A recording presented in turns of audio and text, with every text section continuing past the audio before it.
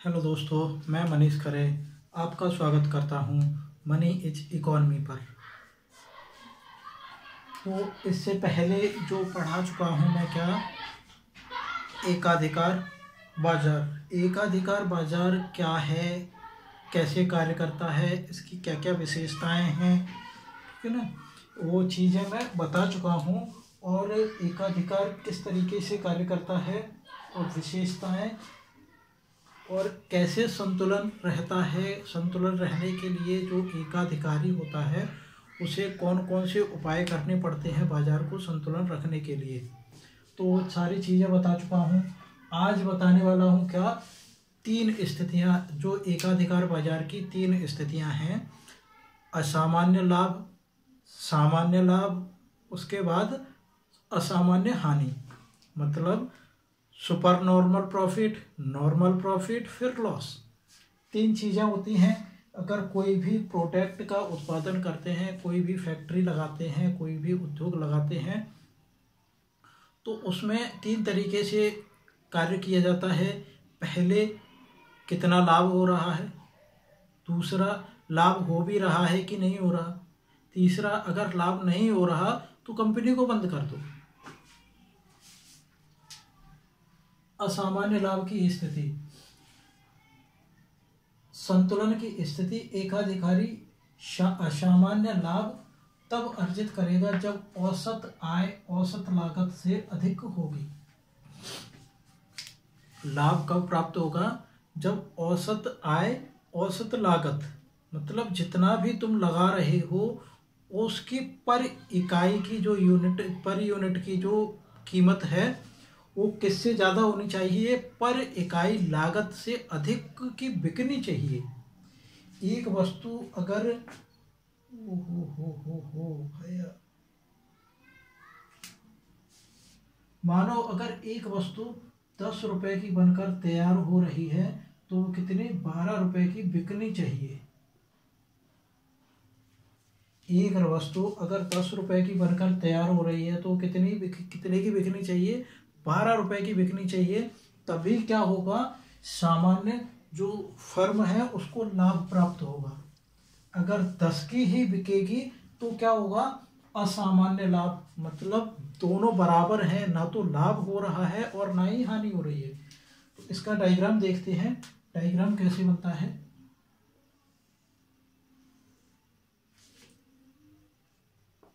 X Y origin, ठीक है। यहां आएगी कीमत या फिर लागत, यहां आएगी मात्रा, ठीक है। इसके बाद इसमें डायग्राम बनता है, सॉरी पहले ये नहीं, पहले इसका कर्व खींचते हैं।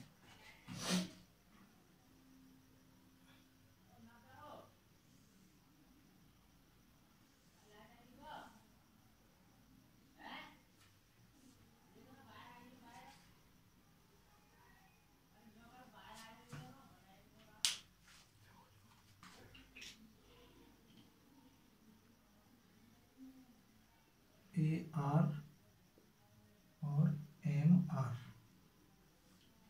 एवरेज रेवेन्यू और मार्जिनल रेवेन्यू, सीमांत लागत,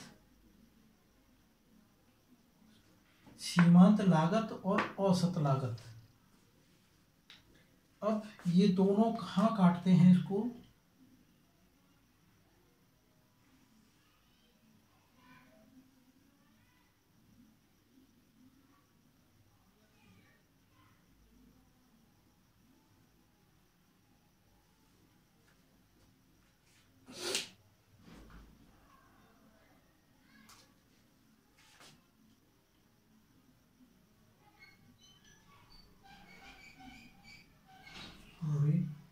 डायग्राम बनाने में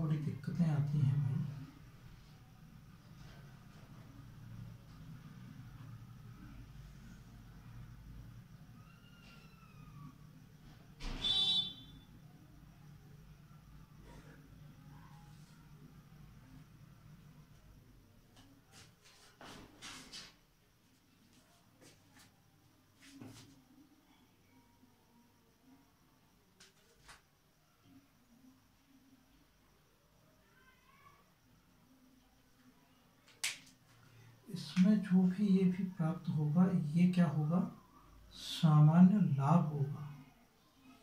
असामान्य लाभ मतलब जितना लगा रहे हैं उससे कई ज़्यादा प्रॉफिट होगा।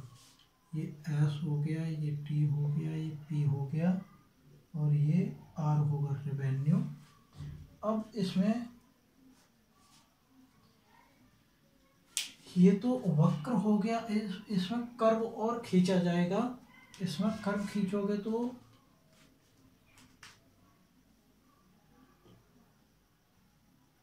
यहाँ से खींचा जाएगा, ये वाला मिलाकर इसको यहाँ निकलेगा।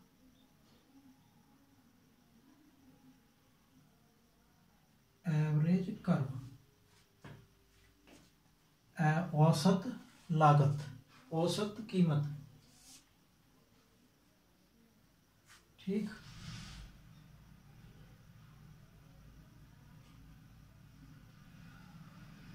ये खींचा जाएगा यहाँ से,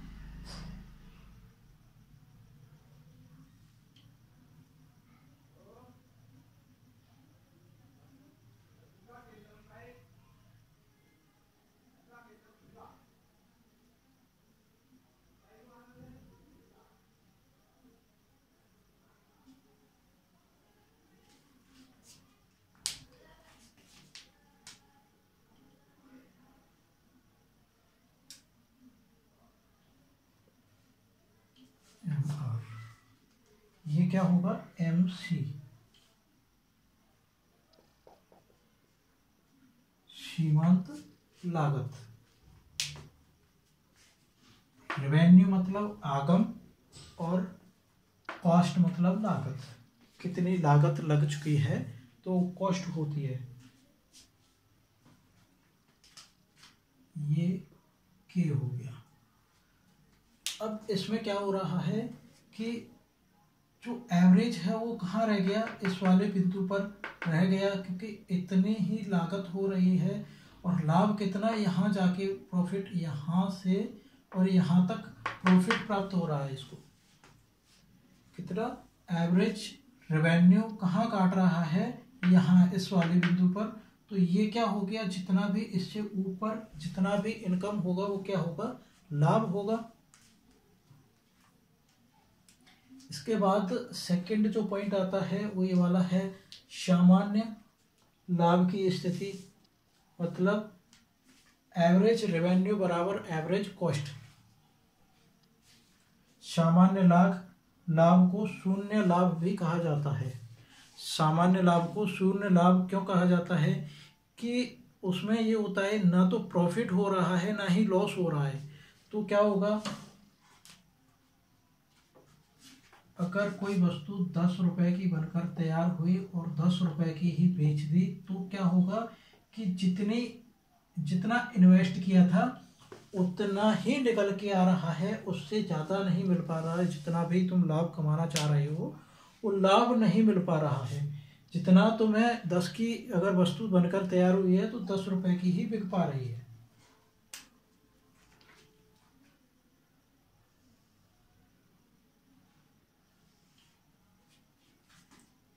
बाई एक्स ओरिजिन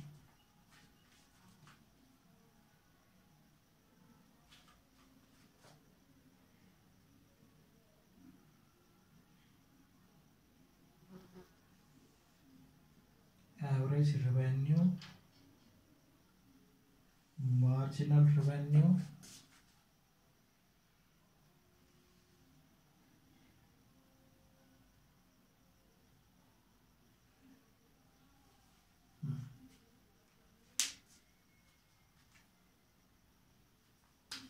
ये हो गया एवरेज रेवेन्यू, ये हो गया मार्जिनल रेवेन्यू, ठीक। इसके बाद जो ये पॉइंट बनता है ये बनता है पी पॉइंट। यहाँ क्या होगा, जो औसत वक्र हमेशा कहाँ रहता है, ऊपर रहता है, और जो सीमांत वक्र होता है वो नीचे से काटता हुआ जाता है औसत वक्र को। तो यहाँ ये औसत वक्र हो जाएगा, औसत वक्र हो गया। और यहाँ से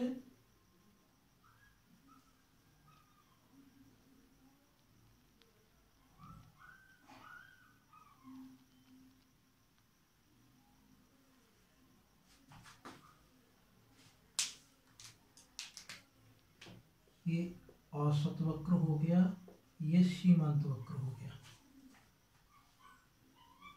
अब इसमें क्या हो रहा है, जो औसत वक्र है, औसत रेवेन्यू है, मतलब औसत लागत है, वो औसत आय को इस वाले बिंदु पर काटती है। यहाँ कहाँ काट रही है, जबकि देखो ये औसत लागत हो गया, ये औसत रेवेन्यू हो गया, ये यहाँ काट रही है। ये इतना इसको लगाना है और इतना प्राप्त करना है, जबकि वो प्राप्त कितना कर रहा है, इतना। तो इससे ऊपर जितना भी इनकम करेगा वो उसके किस में आएगा, पूरा प्रॉफिट में आएगा। यहाँ क्या हो रहा है कि इतना ही तो वो लगा रहा है, वो इतना ही, इतने की ही वो वस्तु बेच पा रहा है। तो क्या होगा, यहाँ ना तो लाभ होगा और ना ही हानि होगी, क्योंकि यहाँ सीमांत आय और औसत आय औसत लागत के बराबर हो जाती है।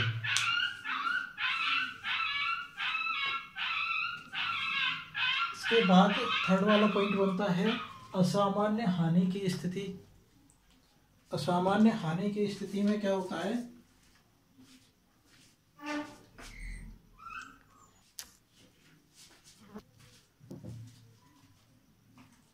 असामान्य हानि की स्थिति, असामान्य हानि की स्थिति में होता है जो एवरेज रेवेन्यू है एवरेज कॉस्ट से कम होता है। मतलब लागत ज़्यादा लग रही है और इनकम कम प्राप्त हो रहा है, लाभ प्राप्त हो ही नहीं रहा है, जितना तुम लगा रहे हो उतना भी नहीं मिल पा रहा है, तो क्या होगा, हानि हो जाएगी। फिर संतुलन की स्थिति में फर्म असामान्य हानि तब वहन करेगी जब औसत आय औसत लागत से कम हो, औसत आय औसत लागत से कम हो।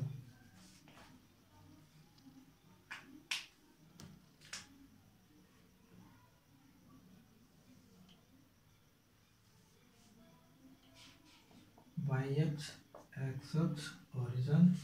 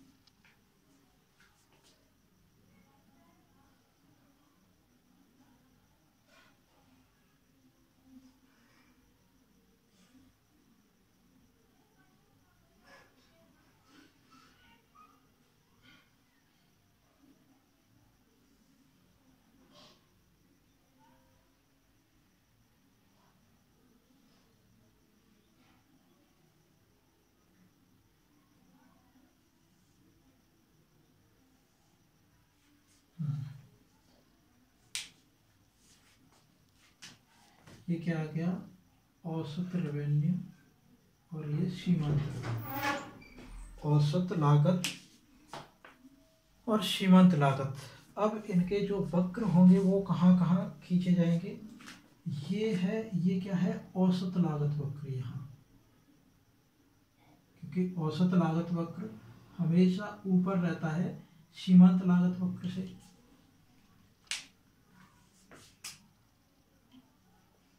AR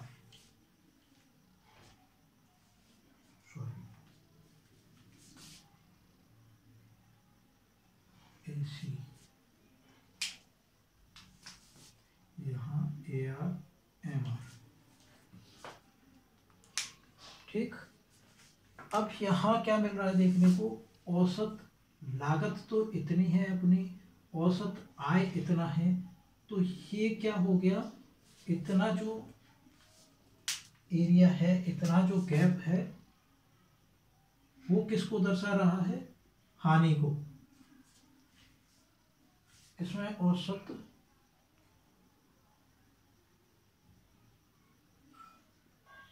सीमांत रेवेन्यू वक्र MR,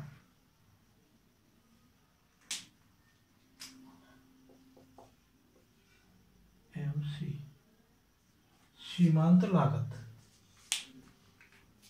यहाँ पॉइंट दे दो के एस पी एम।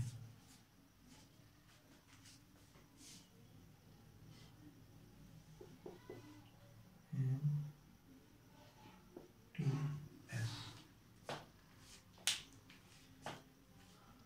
अब तीनों में अंतर क्या है, अंतर क्या देखने को मिलता है?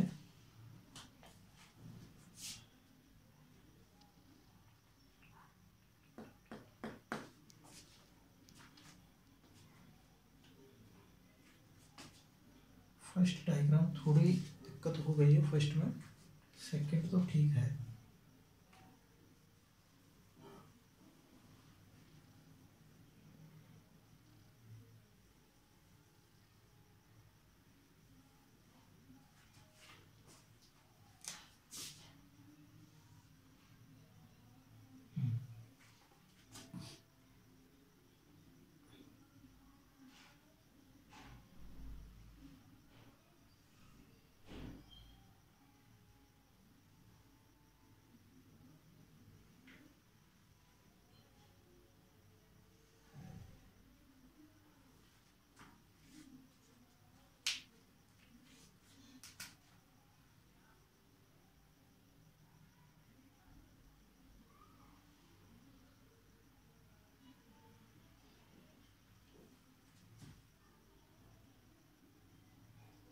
औसत लागत जो वक्र होता है ये हो जाएगा A R average revenue, M R marginal revenue, और ये क्या होगा? औसत कर्व, औसत लागत, औसत कॉस्ट हो जाएगा। इसके बाद जो बनेगा इसमें क्या बनता है?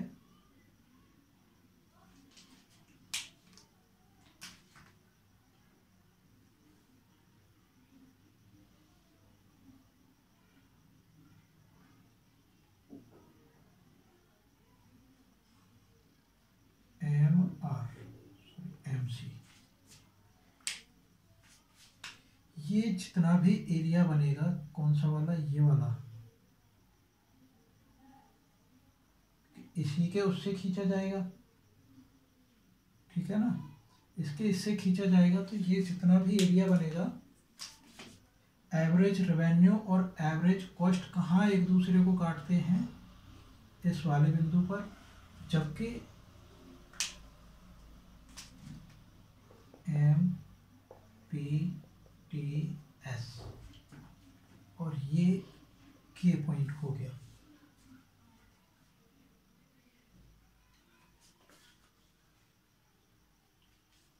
ये के पॉइंट हो गया। अब इतना जो भी प्रॉफिट अर्न किया है, क्योंकि औसत रेवेन्यू से, औसत लागत से ऊपर जितना भी जाओगे लाभ में ही कमाओगे। यहाँ दोनों एक ही बिंदु पर काट रहे हैं, तो यहाँ ना तो लाभ होगा ना ही हानि होगी। यहाँ कहाँ काट रहा है? औसत लागत ये इतना ऊपर है, औसत रेवेन्यू, औसत लागत कम हो रही है, औसत लागत ज़्यादा हो रही है, औसत रेवेन्यू मतलब आगत कम हो रही है। ये औसत आगत हो गया,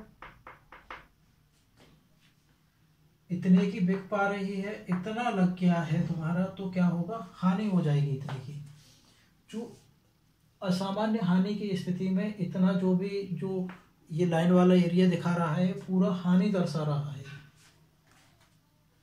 इसके बाद इसमें कुछ पॉइंट आती है। नोट, दीर्घकालीन, ये अल्पकालीन बाजार के लिए हो गया, अल्पकालीन समय के लिए हो गया। अब अगर इसी को देखें दीर्घकालीन समय के लिए, पूरा जो भी एकाधिकार बाजार हुआ है अभी तक 2 वीडियो में, वो पूरा किसके लिए हुआ है? अल्पकाल की अवधि के लिए। अब देखते हैं इसी को अगर दीर्घकाल की अवधि में देखा जाए तो इसमें क्या अंतर होता है दीर्घकाल की अवधि में।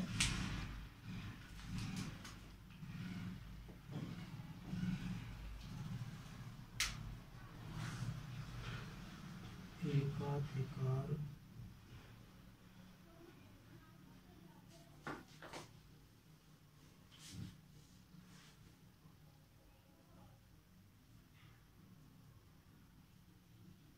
अल्प अवधि में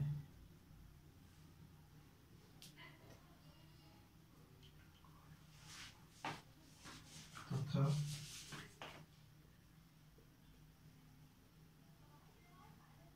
दीर्घकाल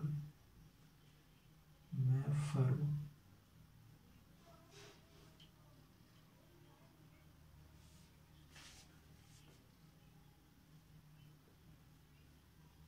संतुलन की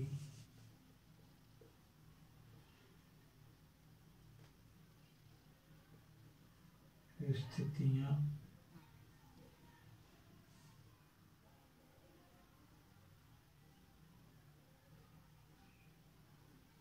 दीर्घकाल में संतुलन की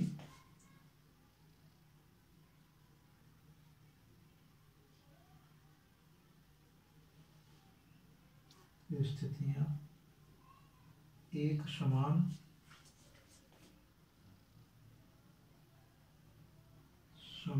होती हैं,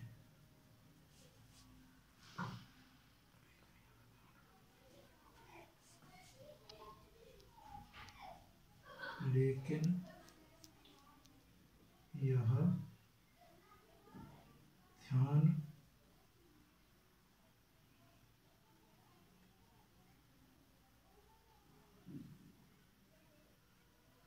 रखने की आवश्यकता है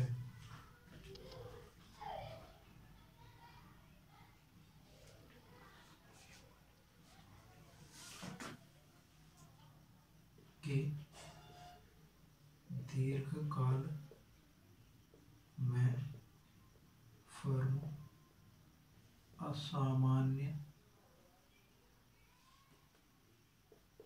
हानि वहन नहीं करती है।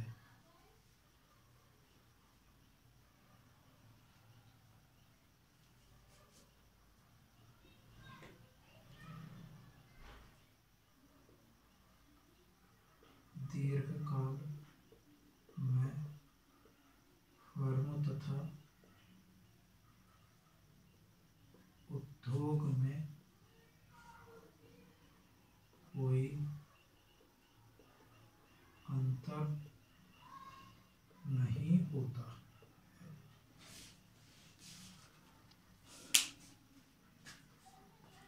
जो दीर्घकाल के लिए एकाधिकार होता है उसमें क्या होता है, सर्दी होने वाली है भैया, जुकाम होने वाला है। एकाधिकार अल्पाधिकार में दीर्घकाल में फर्म संतुलन की स्थितियां एक समान होती हैं। मतलब जो अल्प अधिकार का समय है, जो कम समय है, और लंबे समय का जो भी फर्म का समय है, उसकी स्थितियां एक समान ही रहेंगी। एक समान क्यों रहेंगी? क्योंकि पहले अगर कंपनी चला ली जाए तो पहले अगर दीर्घकाल और अल्पकाल में क्या होता है, दीर्घकाल में रखा अल्पकाल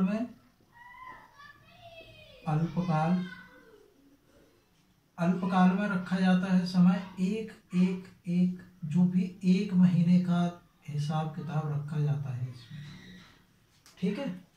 एक महीने में कितना प्रॉफिट हुआ, कितना लॉस हुआ, कितना असामान्य की स्थिति में रही, तीनों इसमें आएगी।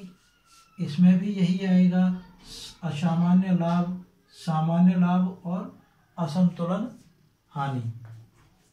इसमें भी ऐसे ही रहेगा, super normal profit, normal profit, loss, super normal profit, profit, loss, चारों में यही रहेगा।